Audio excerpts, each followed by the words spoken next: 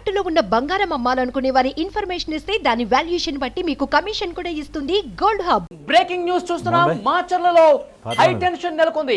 మాచర్లలో మరొకసారి ఉద్రిక్త పరిస్థితులు నెలకొనబోతున్నాయన్న ఒక టెన్షన్ వాతావరణం అక్కడ కనిపిస్తుంది. ఎందుకంటే మాచర్లలో పోలింగ్ రోజు పల్నాడు గేట్ పోలింగ్ కేంద్రం దగ్గర ఎలాంటి పరిస్థితి నెలకొందో క్లియర్ గా విజువల్ ఇప్పుడు బయటకు వచ్చింది. కేంద్ర ఎన్నికల సంఘం సీరియస్ అయింది. వైసీపీ ఎమ్మెల్యే అభ్యర్థి పిన్నెల్లి రామకృష్ణారెడ్డి అరాచకానికి సంబంధించి ప్రతి ఒక్కరూ కూడా విమర్శిస్తున్న పరిస్థితి కనిపిస్తుంది.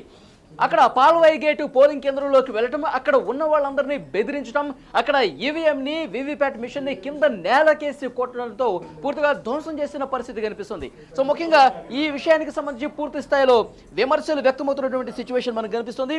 ముఖ్యంగా కేంద్ర ఎన్నికల సంఘం చాలా సీరియస్ గా ఉంది, ఆగ్రహం వ్యక్తం చేసింది. దీనికి సంబంధించి పూర్తి స్థాయిలో వివరణ ఇవ్వాలని కోరింది. అలాగే రాష్ట్రంలో ఎన్నికల అధికారి కూడా సో వెంటనే ఈ ఇష్యూకు సంబంధించి వివరణ ఇవ్వడంతో పాటు వెంటనే దీనికి కారకుడైనటువంటి పిన్నెల్లి రామకృష్ణారెడ్డిని వెంటనే అరెస్టు చేయాలని కూడా ఆదేశాలు ఇచ్చిన పరిస్థితి కనిపిస్తుంది. యాక్చువల్ గా నిన్న సాయంత్రమే 4 గంటలకు పిన్నెల్లి రామకృష్ణారెడ్డి ప్రెస్ మీట్ పెట్టారు.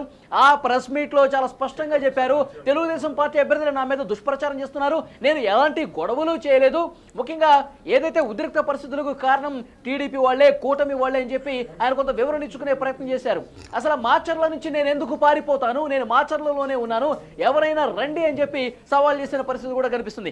కానీ ఇది మాట్లాడిన 3-4 గంటలకే కేంద్ర ఎన్నికల సంఘం ఆ రోజు పల్నాడు అక్కడ ఆ పాల్వాయి గేట్ పోలింగ్ కేంద్రంలో ఏం జరిగిందో క్లియర్ గా విజువల్ కూడా రిలీజ్ చేసింది. ఒకసారి అది మళ్ళీ మీకు చూపించే ప్రయత్నం చేస్తాను. సో ఇక్కడ మనం చూడొచ్చు,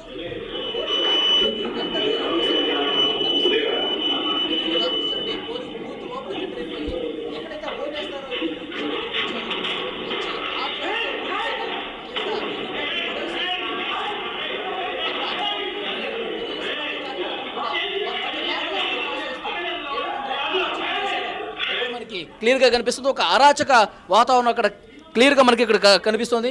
మళ్ళొకసారి ఇక్కడ చూపిస్తాను. వీవీప్యాట్ను పూర్తిగా కిందేసి కొట్టారు. సో పూర్తిగా ధ్వంసం చేసిన పరిస్థితి కనిపిస్తుంది. సో ఈ ఘటనకు సంబంధించి చాలా సీరియస్ అయినటువంటి పరిస్థితి కనిపిస్తుంది. కేంద్ర ఎన్నికల సంఘం చాలా సీరియస్గా ఆర్డర్స్ కూడా పాస్ చేసింది. వెంటనే పిన్నెల్లి రామకృష్ణారెడ్డిని అరెస్టు చేయండి అని చెప్పినటువంటి పరిస్థితి కనిపిస్తుంది. సో హుటాహుటిన మాచర్లలో ఏ క్షణమైనా అరెస్ట్ జరిగే అవకాశం ఉన్నట్టుగా చాలా స్పష్టమైన సమాచారం మనకు వస్తుంది. ఇదే విషయానికి సంబంధించి కొంత మనం అనాలిసిస్ చేసే ప్రయత్నం చేద్దాం. న్యూస్ నుంచి కటా కార్తీక్ పొలిటికల్ ఎడిటర్ జాయిన్ అయ్యారు. కటా కార్తీక్, కేంద్ర ఎన్నికల సంఘం అఫీషియల్గా రిలీజ్ చేసింది. అంతకుముందు ఆయన బుకాయించారు నాకు ఎలాంటి సంబంధం లేదని. కానీ పిక్చర్ క్లియర్ అయిపోయింది. పిన్నెల్లి రామకృష్ణారెడ్డి పోలింగ్ బూత్లోకి ఎంటర్ కావటం, పాల్వాయి గేట్ పోలింగ్ కేంద్రంలో అక్కడ ఉన్న వాళ్ళని తెలుగుదేశం పార్టీ ఏజెంట్లు కావచ్చు, పోలింగ్ సిబ్బందిని బెదిరించారు. ఒక మహిళను కూడా బెదిరించిన వీడియో కూడా బయటకు వచ్చింది.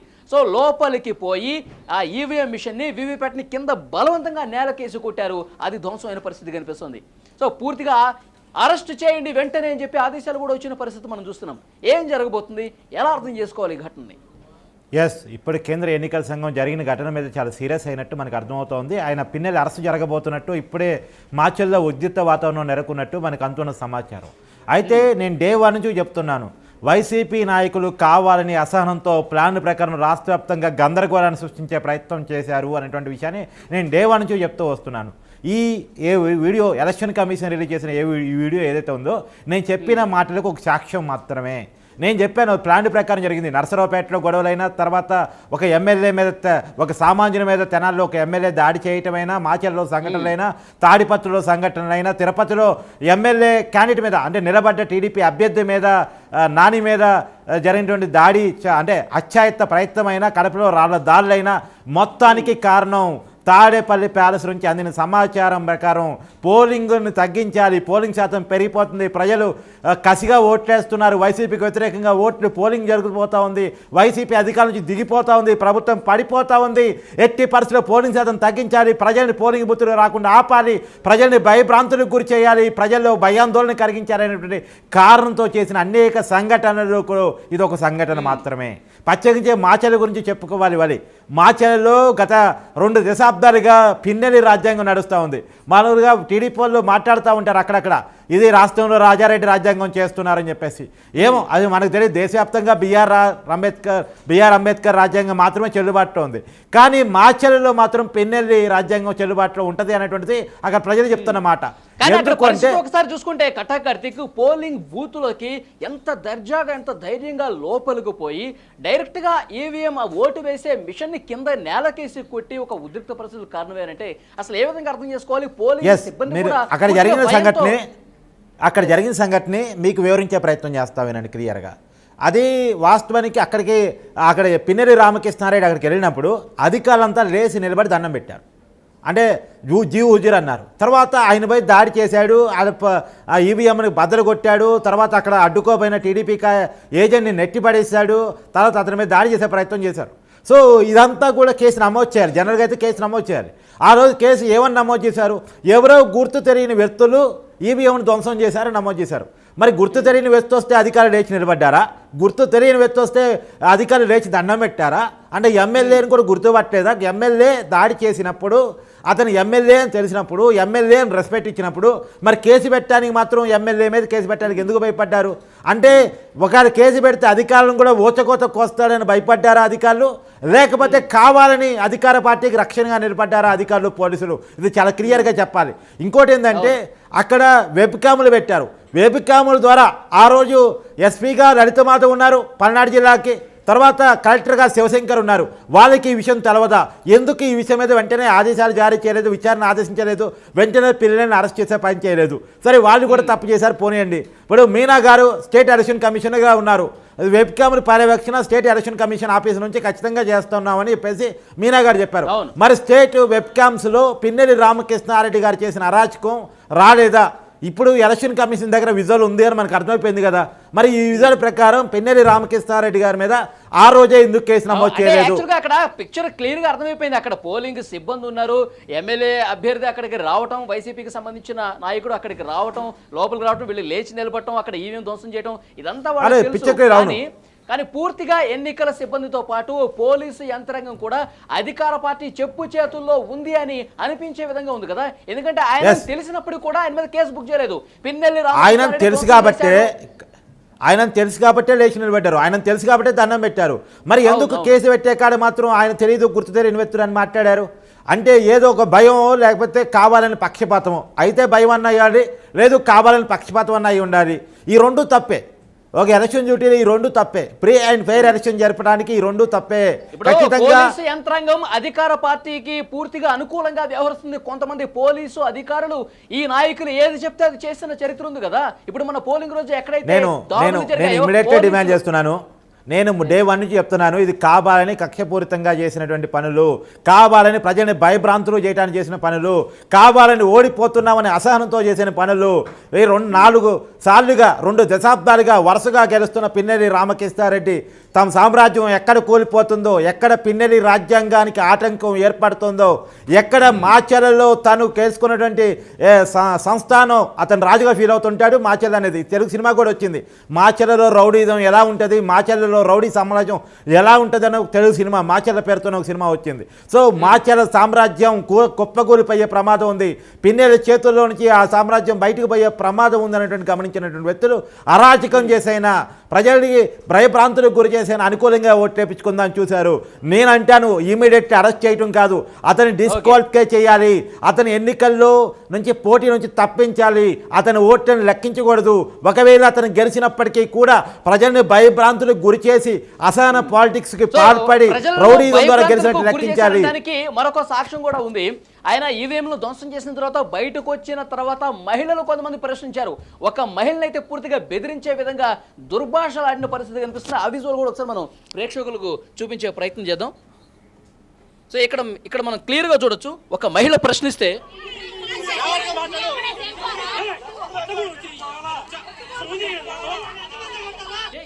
చెయ్యి లేపుతాం నీ అట్లా మనం మాట్లాడుకున్న భాష కూడా ఇక్కడ చాలా స్పష్టంగా కనిపిస్తుంది. అంటే ఇక్కడ 2 చట్టాలు క్లియర్గా మాట్లాడాలి. వాళ్ళు ఇక్కడ 2 చట్టాలు క్లియర్గా మాట్లాడాలి. ఒకటి ప్రజా ప్రాతినిధ్య చట్టం ఒకటి, రెండోది ఎన్నికల కమిషన్ యాక్టు వాళ్ళకున్న అధికారాల ప్రకారం ఎన్నికలు కూడా అమల్లో ఉండగా అభ్యర్థులు ఎలా వ్యవహరించాలి ఎలా వ్యవహరించకూడదు అనేటువంటి దానికి కోడ్ నిబంధనలు ఉంటాయి. ఆ నిబంధనలకు విరుద్ధంగా వ్యవహరించినందుకు గాను, రెండోది ప్రజాప్రతినిధిగా ఉండి అధికారుల మీద ప్రభుత్వ ఆస్తిని ధ్వంసం చేసే ప్రయత్నం చేసినందుకు గాను, అధికారుల విధులను అడ్డుకున్నందుకు గాను ఖచ్చితంగా అతన్ని డిస్క్వాలిఫై చేయాలి. ఇమీడియట్గా అరెస్ట్ చేయడం పక్కన పెట్టిన, అరెస్ట్ ఎలాగో చేస్తారు, అరెస్ట్ చేయటం ఆగదుగా. ఇంత వీడియో బయటకు వచ్చిన తర్వాత కూడా అరెస్ట్ చేయకపోతే ఎన్నికల కమిషన్ నిందించాల్సి వస్తుంది. ఖచ్చితంగా అరెస్ట్ చేస్తారు, ఆయన జైలుకి పోతాడు. అతన్ని ఇమీడియట్లీ డిస్క్వాలిఫై చేయాలి, అతనికి ఓట్లను లెక్కించకూడదు. ఒకవేళ అతను గెలిచినా సరే ఓడిపోయినట్టు లెక్కించాలి. ఆ ఏరియాలో ఒకవేళ కూటమి గెలిచినా లేదా కూటమి నెంబర్ 2లోకి వచ్చినా లేదా ఎవరన్నా అభ్యర్థి నెంబర్ 2. ఇలాంటి అరాచకాలు మీరు అంటున్నట్టు ఇలాంటి అరాచకాలు మళ్ళీ రిపీట్ కాకుండా ఉండాలంటే ఎవరైనా అభ్యర్థులు ఇంత దారుణంగా భవిష్యత్తులో ప్రవర్తించకూడదు అంటే డెఫినెట్ గా డిస్క్వాలిఫై. ఒకవేళ అతను గెలవడు అని సర్వేలు చెప్తున్నాయి, అతను గెలవడు అని సర్వేలు చెప్తున్నాయి. గెలిచినా సరే అతని మీద అనర్హత వేటు వేయాలి, అతను డిస్క్వాలిఫై చేయాలి. అతని తర్వాత వచ్చినటువంటి అభ్యర్థిని ఖచ్చితంగా ఎమ్మెల్యేగా ప్రకటించాలి. ఎన్నికల కమిషన్ ఇమీడియట్లీ అతని డిస్క్వాలిఫికేషన్ ప్రకటించాలి. అతను ఎన్నికల్లో అర్హుడు కాదు ఎన్నికల్లో నిలబెట్టడానికి. రాబోయే 10 సంవత్సరాల పాటు కూడా ఎన్నికల్లో పోటీ చేయడానికి అవకాశం లేకుండా అనర్హత వేటు అతని మీద వెయ్యాలి. 6 సంవత్సరాల వరకు వేసే అవకాశం ఉందని మనం వింటా ఉన్నాం. ఎలక్షన్ కమిషన్కి హక్కు ఉందనేటువంటి మనం వింటా ఉన్నాం. ఎలక్షన్ కమిషన్ ఇమీడియట్లీ ఆ డెసిషన్ తీసుకోవాలి, అతని మీద అనర్హత వేటు వెయ్యాలని డిమాండ్ చేస్తున్నాం. కార్తీక్, మొన్న సిట్ విచారణ చేసినప్పుడు కూడా కొంతమంది పోలీసులు నిర్లక్ష్యం కనిపిస్తుంది. కొంతమంది పోలీసులు ఈ అధికార పార్టీకి సంబంధించిన కొంతమంది నాయకుల చెప్పు చేతుల్లో ఉన్నారని చెప్పి చాలా స్పష్టంగా చెప్పింది. పోలీసు అధికారుల మీద చర్యలు తీసుకోబోతున్నట్టుగా తెలుస్తుంది. కొంతమందిని ఆల్రెడీ సస్పెండ్ చేసిన పరిస్థితి కూడా మనం చూసాం. పర్టికులర్ గా ఈ మాచర్ల ఘటనకు సంబంధించి జరిగిన ఈ అరాచకానికి సంబంధించి పోలీసు అధికారుల పాత్ర చాలా స్పష్టంగా కనిపిస్తుంది. వాళ్ళు నిమ్మకు నీరెత్తినట్లు వ్యవహరించడం వల్లే, వాళ్ళ నిర్లక్ష్యం వల్లే, పిన్నెల్ని అడ్డుకోపోవడం వల్లే ఈ దారుణం జరిగిందని భావించాలి కదా. ఇమీడియట్ గా అక్కడ చర్యలు తీసుకోవాలి కదా పోలీసుల మీద. ఖచ్చితంగా చట్టం అధికార పార్టీకి చుట్టంగా మారింది, కావాలని అధికార పార్టీ చేసే అరాచకాలకి వంతన పాడింది, కావాలని అధికార పార్టీ నాయకుని రక్షించే ప్రయత్నం చేసింది. ప్రతిపక్ష కార్యకర్తల మీద దాడులు చేస్తుంటే వాళ్ళకి ఆయుధాలు కూడా సప్లై చేసింది చట్టమే, అది పోలీసులే అనేటువంటిది మనం ఆరోగ్యం వింటున్న మాట. సో ఇమీడియట్గా వాళ్ళందరి మీద యాక్షన్ తీసుకోవాలి. ఇప్పటి వరకు మనం విన్న సమాచారం మేరకు నలుగురు ఎస్పీల మీద తీసుకున్నారు, తర్వాత ఒక ఐఏఎస్ మీద తీసుకున్నారు, తర్వాత ఇతర పోలీసు అధికారుల మీద కేసులు నమోదు చేశారు. అయితే అధికారుల మీద మాత్రం ఎందుకు కేసులు నమోదు చేశారు? నేను మొదటి నుంచి అడుగుతున్నాను. తిరుపతి బై ఎలక్షన్స్లో దొంగోట్లు పడ్డాయంటే అక్కడ ఐఏఎస్నో ఐపీఎస్నో చర్యలు తీసుకున్నారు, ఓకే. కానీ ఐఏఎస్ మీద ఐపీఎస్ మీద లేదా పోలీసుల మీద చర్యలు తీసుకోవడం కాదు కదా, వాళ్ళ మీద చర్యలు తీసుకోవాలి అనేది అంత నిజమో అదే ప్రకారం ఆ నేరానికి పాల్పడ్డ నాయకుల మీద కూడా చర్యలు తీసుకోవాలి కదా. ఆ నాయకుల మీద ఎందుకని చర్యలు తీసుకోవట్లేదు? ఇక్కడ కూడా ఈ పరిణామాలు కూడా ఎస్పీ మీద ఐఏఎస్ మీద ఐపీఎస్ మీద చర్యలు తీసుకున్నారు, ఓకే, కాదనట్లేదు. కానీ వాళ్ళ మీద మాత్రమే చర్యలు తీసుకుంటే ఎలా? అధికార పార్టీ నాయకులు ఈ నేరానికి పాల్పడేటువంటి వాళ్ళు నాయకుల ఆదేశాలతోనే ఇది జరిగినట్టుగా స్పష్టమైన ఆదేశాలు కనసన్నలు కూడా కాదు, క్లియర్గా నాయకులే చేశారు. ఇక్కడైతే పిన్నెల్లి రామకృష్ణారెడ్డి డైరెక్ట్గా ఈవీఎం ధ్వంసం చేయడం కనపడుతూ ఉంది. తర్వాత ఈ తెనాల్లో ఒక ఎమ్మెల్యే డైరెక్ట్గా ఒక సామాన్యుని కొట్టడం కనపడతా ఉంది. ఇవన్నీ ఉన్నాయి, విజువల్స్ ఉన్నాయి, విజువల్ బేస్డ్ ఎవిడెన్స్ ఉంది, క్లియర్గా అందరూ చూశారు, సాక్షులు ఉన్నారు. ఈవెన్ దో ఎలక్షన్ కమిషన్ ఎవరినైతే ఎలక్షన్ డ్యూటీలో వేసిన అధికారులు ఉన్నారో వాళ్ళు కూడా వీటన్నిటికీ ప్రత్యక్ష సాక్షులు. అదిగాక అక్కడ నిలబడ్డ ఓటర్లు సాక్షులు, తర్వాత ఇవన్నీ వెబ్ క్యాములు సాక్ష్యాలుగా ఉన్నాయి, వీడియో ఎవిడెన్స్ ఉంది. వీడియో ఎవిడెన్స్ ఉన్నప్పుడు ఎందుకు తెనాలికి సంబంధించిన ఎమ్మెల్యేని కానీ తర్వాత ఈ మాచర్లకు సంబంధించిన పిన్నెల్లి రామకృష్ణారెడ్డి కానీ ఎందుకు డిస్క్వాలిఫై ఈ రోజు వరకు ఎన్నికల కమిషన్ ప్రకటించలేదు అని నా ఫండమెంటల్ క్వశ్చన్. అంటే ఎన్నికల కమిషన్ కూడా ఏమన్నా బయాసులుగా ఉందా, అనుబయాసులుగా ఉండగలుగుతుంది? మనకు బ్రేకింగ్ న్యూస్ అందుతోంది. ఎప్పుడైతే కేంద్ర ఎన్నికల సంఘం అరెస్టు వెంటనే చేయండి పిన్నెల్లిని అని చెప్పి ఆదేశాలు ఇచ్చిందో ఒక ఉద్రిక్త వాతావరణం కనిపిస్తున్నట్టుగా మనకి సమాచారం వస్తుంది. ముఖ్యంగా మాచర్ల నియోజకవర్గంలో పిన్నెల్లి అనుచరులు ఆందోళన చేస్తున్నట్టుగా తెలుస్తుంది. ముఖ్యంగా ఇప్పుడు ఆయన్ని అరెస్ట్ చేస్తే కనుక ఆయన అనుచరులు మరొకసారి విధ్వంసానికి హింసను రాజేసే పరిస్థితి ఉండొచ్చు. పర్టికులర్ గా ఈ సమయంలో ఎలాంటి చర్యలు తీసుకోవాల్సిన అవసరం కనిపిస్తుంది. ఇంకా బందోబస్తు మాచర్ల నియోజకవర్గంలో పెంచాల్సిన అవసరం ఉంది కదా. ఇప్పుడు హుటాహుటిన ఎలాంటి చర్యల అవసరం అక్కడ? ఈ దేశంలో బాధాకరం ఏంటంటే ఎవడో రౌడీతో చేస్తాడు, ఎవడో హింసకు పాల్పడతాడు, ఎక్కడో ఘర్షణ జరుగుతాయి, శాంతి భద్రతలు వికాసం జరుగుతున్న పేరుతో రౌడీని రక్షిద్దామా? ఇప్పుడు మీకు ఉదాహరణ చెప్పే ప్రయత్నం చేస్తారు. అవినాష్ రెడ్డిని సిబిఐ అరెస్ట్ చేద్దామని వస్తే కర్నూలులో ఒక హాస్పిటల్ ముందు వైసీపీ కార్యకర్త ధర్నా చేస్తే సిబిఐ వెనక్కిపోయింది. అంతకన్నా సిగ్గుచేటుతనం, పరువు తక్కువతనం ఏమైనా ఉంటుందా? ఈ దేశం అతిపెద్ద వ్యవస్థగా ఉన్నటువంటి ఎంక్వైరీ సంస్థగా ఉన్న సిబిఐ ఒక వ్యక్తిని అరెస్ట్ చేయడానికి వస్తే ఎవరో కొంతమంది ఆందోళన చేస్తున్నారు ఒక రాజకీయ పార్టీ కార్యకర్త అనే పేరుతో వెనక్కి వెళితే అంతకన్నా దుర్మార్గం ఇంకేమైనా ఉందా? ఖచ్చితంగా ఈ విషయంలో వెనక్కి పోవాల్సిన అవసరం లేదు. తప్పును తప్పుగా చూడాల్సిందే. ఖచ్చితంగా తప్పు చేసిన వాళ్ళని చట్టం అదుపులో తీసుకోవాల్సిందే. ఖచ్చితంగా అవసరమైతే కేంద్ర బలగాలను రప్పించైనా సరే, రాష్ట్ర పోలీసు సరిపోరు, రాష్ట్ర పోలీసు వాళ్ళ కాదు అనుకుంటే కేంద్ర బలగాలను పెట్టైనా సరే మాచర్లలో పిన్నెల్లి రామకృష్ణారెడ్డిని ఇమీడియట్ అరెస్ట్ చేయాలి. అరెస్టు చేయడం నా డిమాండ్ కాదు, అరెస్టు ఎలాగూ జరిగిపోద్ది. అరెస్టు చేయడం నా డిమాండ్ కానే కాదు. నేను డే 1 నుంచి చెప్తున్నటువంటి మాటలకు సాక్ష్యాలు దొరుకుతూ వస్తున్నాయి. నేను ప్రజలకు ఏదైతే చెప్తూ వస్తున్నానో, ఏ కారణం చేత అధికార పార్టీ ఈ పనులకు పాల్పడిందని చెప్తూ వస్తున్నాను, ఒక్కోటిగా సాక్ష్యాలు బయటకు వస్తున్నటువంటి సమయంలో నేను ఎలక్షన్ కమిషన్ డిమాండ్ చేస్తూ ఉన్నాను. ఇమీడియట్లీ వాళ్ళని డిస్క్వాలిఫై చేయండి. తెనాలి ఎమ్మెల్యేని డిస్క్వాలిఫై చేయండి, చెవిరెడ్డి మోహిత్ రెడ్డిని డిస్క్వాలిఫై చేయండి, తర్వాత తాడిపత్రిలో పెద్దారెడ్డిని డిస్క్వాలిఫై చేయండి, మన మాచర్లలో పిన్నెల్లి రామకృష్ణారెడ్డిని డిస్క్వాలిఫై చేయండి. ఇంకొకళ్ళకి ఇలాంటి నేరంతో గెలుద్దామని అనుకున్నలకి ఒళ్ళు భయం అయ్యేలా, ఇంకోసారి తప్పు చేస్తే మమ్మల్ని డిస్క్వాలిఫై చేస్తారు, ఎన్నికల్లో నిలబట్టడానికి కూడా అవకాశం ఉండదని ఒక భయం కలిగేలా ఒక తీర్పునివ్వండి అని ఎలక్షన్ కమిషన్ అడుగుతారు. ఒక గుణపాఠం నేర్పే విధంగా అలాంటి డైరెక్షన్స్ జరగాల్సిన అవసరం కనిపిస్తుంది. అరెస్ట్ చేయడం ఒకటే కాదు, డిస్క్వాలిఫై చేస్తేనే అభ్యర్థులు మళ్ళీ ఇలాంటి అరాచకాలకు పాల్పడకుండా ఉంటారు. ఆ భయం అనేది తప్పకుండా కేంద్ర ఎన్నికల సంఘం, పోలీసు ఉన్నతాధికారులు ఈ విధంగా చర్యలు తీసుకోవాల్సిన అవసరం అయితే కనిపిస్తుంది. ఇప్పుడు లేటెస్ట్గా మనకు బ్రేకింగ్ న్యూస్ అందుతుంది. మాచర్లలో ఉద్రిక్త పరిస్థితి కొనసాగే అవకాశం ఉన్నట్టుగా స్పష్టమైన మాచర్ల ఘటన మీద చాలా సీరియస్ గా ఉంది కేంద్ర ఎన్నికల సంఘం. డీజీపీ కూడా ఆల్రెడీ డైరెక్షన్స్ వెళ్ళిపోయినట్టుగా తెలుస్తుంది. వెంటనే పిన్నెల్లి రామకృష్ణారెడ్డి సిట్ ఏదైతే నివేదిక ఇచ్చిందో ఆ సిట్ నివేదికని బహిర్గతం చేయాలి, ప్రజల ముందు పెట్టాలి. సిట్టు ఏదైతే దర్యాప్తు చేసిందో జరిగిన అన్ని సంఘటనల మీద దాన్ని బహిర్గతం చేసి ప్రజల ముందు చర్చగా పెట్టాలి.